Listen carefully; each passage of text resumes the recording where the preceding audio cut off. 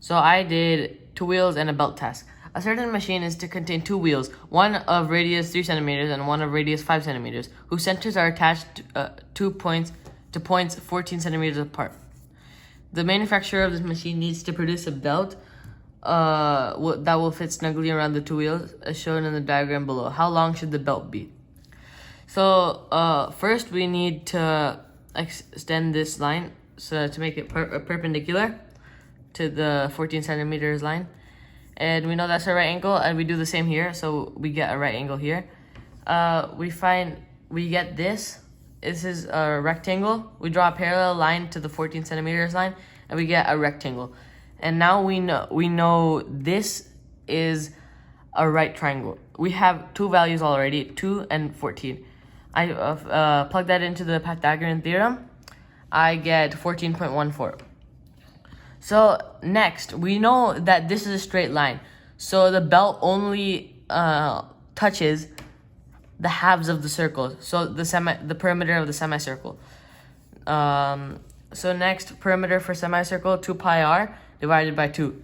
I plug 5 and 3 in, which are the radiuses of both the circles, and I get 15.71 centimeters for the big circle and 9.42 centimeters for the small circle. Next, we know that this line, 14.14, is congruent to this line. So we double it, 28.28. Next, all we have to do is add all of our values together. 28.28 plus 15.71 plus 9.42 equals 53.41. The belt is approximately 53.41 centimeters. Picture of a toilet roll paper. Assume that the paper in the roll is very tightly rolled. Assuming that the paper in the roll is very thin, find a relationship between the thickness of the paper, the inner and outer radii of the roll, and the length of paper in the roll. Express your answers as an algebraic formula involving the 4 listed variables.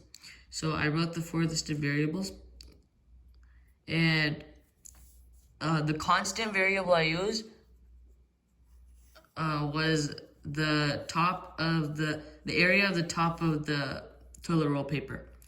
So the first formula I made was pi r, capital R squared, which is the whole circle, minus pi lowercase r squared, which is the inner circle. That way we can find this, the top of the toilet roll paper. So, and then other 2 variables we have is the thickness of paper and the length of the paper. So I unraveled it. I unraveled the toilet roll paper, and just from the top view, the thickness times the length equals the top of the toilet, the area of the top of the toilet roll paper. So I concluded that the second formula was the thickness times the length of the toilet roll paper equals A. So now I simplify the first formula into pi.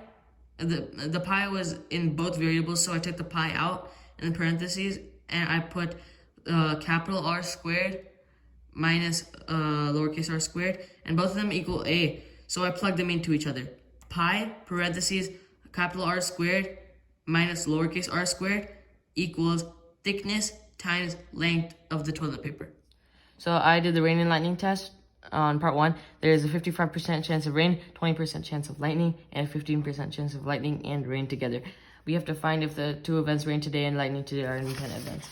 So I just used the formula, probability of A and B equals probability of A times probability of B. If the 2 values are equal, then the 2 events are independent, but in this case, they were not. So the 2 events are not independent. For part 2, we know that there's a 60% chance of rain, 15% chance of lightning, and 20% chance of lightning given rain. So another formula for this is probability of B given A equals probability of B and A over probability of A. So I just plug the values in again, and X is probability of lightning and rain, and I get 12% chance of both rain and lightning today. For part 3, you see this diagram. There's 2 circles, rain and lightning. and the intersection is rain and lightning. And we're trying to find the rain or lightning, so we calculate everything but the middle section, which is rain and lightning.